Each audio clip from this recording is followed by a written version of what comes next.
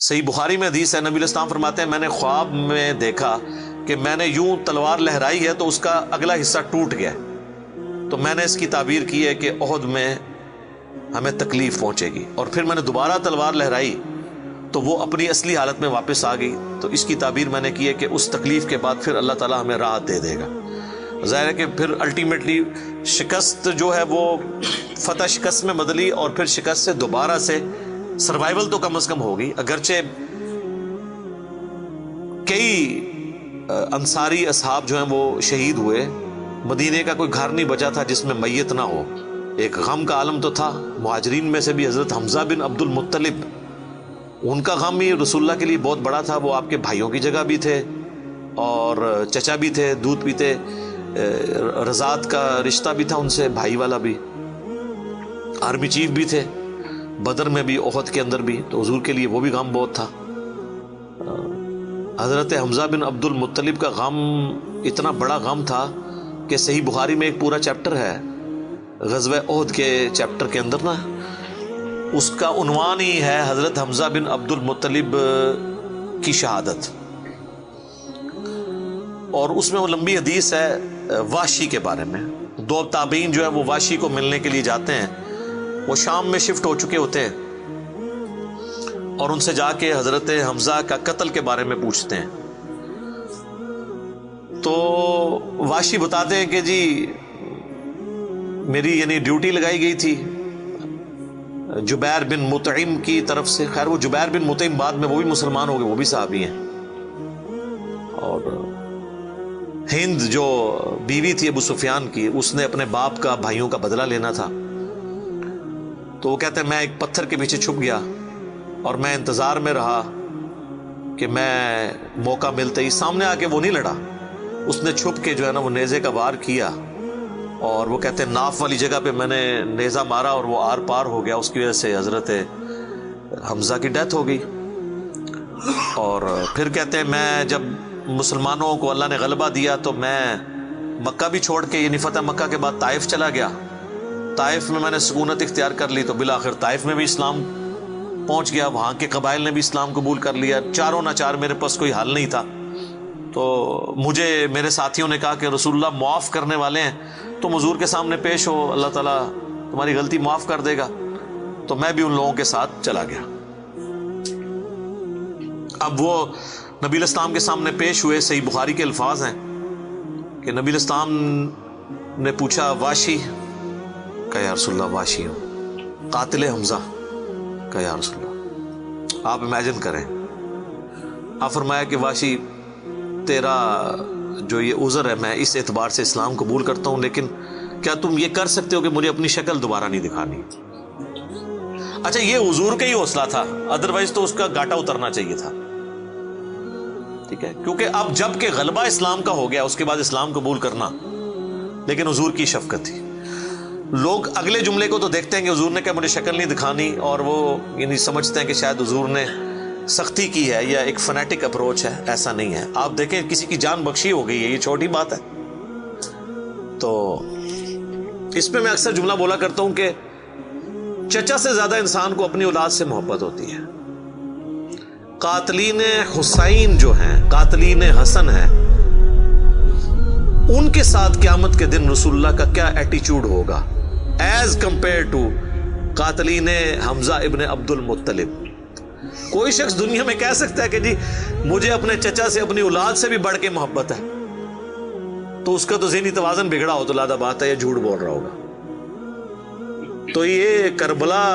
جو ہے یہ کوئی چھوٹی چیز نہیں میرے بھائیوں، اور اس سے یہ بھی پتا چلا کہ غم کبھی بھی ہلکا نہیں ہوتا۔ فتح مکہ کے بھی بعد کی یہ بات ہے، یعنی حضرت حمزہ کی شہادت کو کم از کم 5 سال تو گزر چکے تھے۔ 3 ہجری میں غزوہ احد ہوئی ہے اور 8 ہجری میں فتح مکہ، اس کے بھی بعد کا واقعہ ہے، یہ 8 کا بھی ہو سکتا ہے 9 کا بھی، چلو کم از کم بھی 5 سال۔ کسی نے حضور کو مشورہ نہیں دیا کہ سوگ تو 3 دن تک ہوتا ہے، لیکن یہ سوگ حمزہ نہیں تھا، یہ غم حمزہ تھا۔ ہم اختلاف کرتے ہیں سوگ حسین سے، غم حسین تو قیامت تک جاری رہے گا،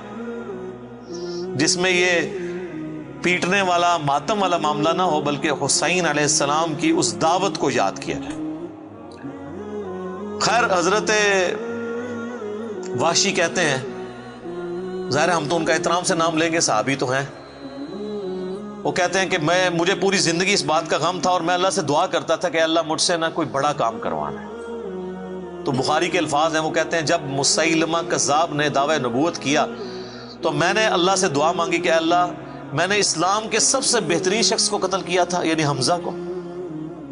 اس میں کوئی شک نہیں ہے، میرا تو اجتہاد ہے، اگر حضور کی وفات کے وقت حضرت حمزہ زندہ ہوتے نا تو پہلا خلیفہ حضرت حمزہ نے بننا تھا، کیونکہ خلفائے راشدین جب موجود تھے، جب تک خلیفہ راشد نہیں وہ بنے تھے ابو بکر عمر عثمان و علی،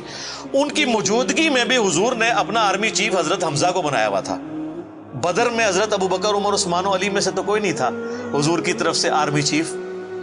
یا حضور ظاہر ہے حضور علیہ السلام کو تو میدان جنگ میں وہ نہیں آنے دیتے تھے، خیمہ پیچھے لگاتے تھے۔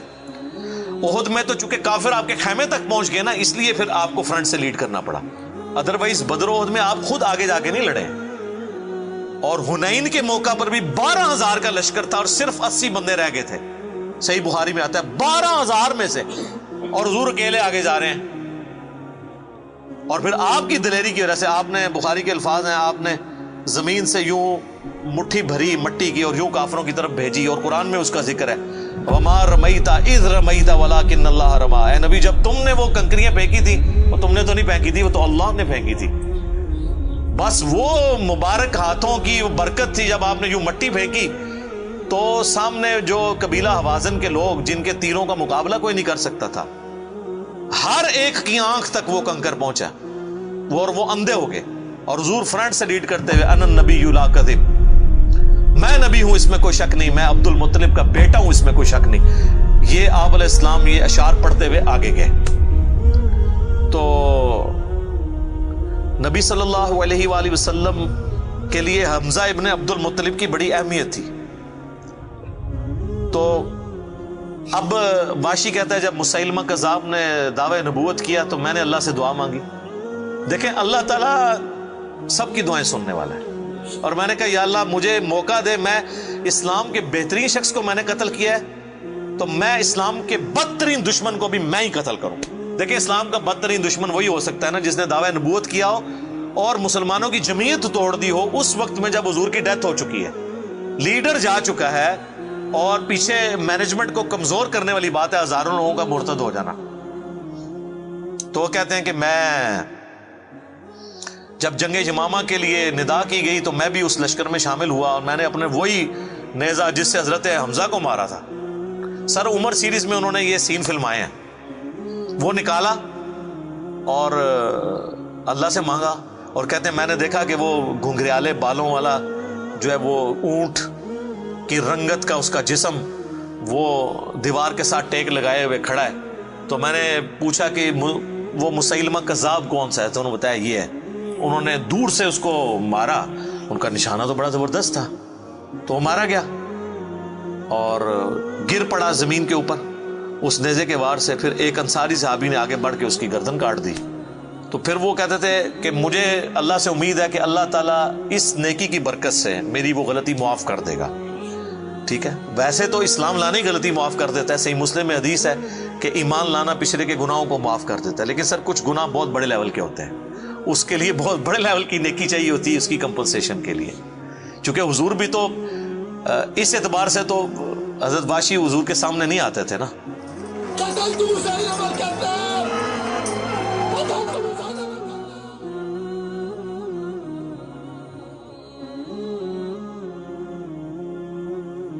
اور یہ کتنی بڑی ان کے لیے تکلیف دہ چیز تھی کہ جس نبی کا کلمہ پڑھا ہے وہ کہہ رہے ہیں مجھے شکل نہیں دکھانی۔ آپ اس تکلیف کو سوچ سکتے ہیں۔ ہاں اب میں یہ سمجھتا ہوں، اللہ سے امید کرتا ہوں کہ قیامت والے دن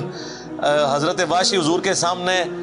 اس اعتبار سے پیش ہو سکتے ہیں کہ مجھ سے یہ غلطی ہوئی تو یا رسول اللہ دیکھیں آپ کے سب سے بڑے دشمن کو بھی میں نہیں قتل کیا، تو یہ بہت بڑی سعادت ان کو ملی۔ رضی اللہ عنہم اجمعین وعلیہم السلام۔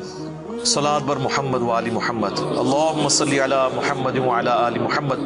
واصحابہ اجمعین الی یوم الدین۔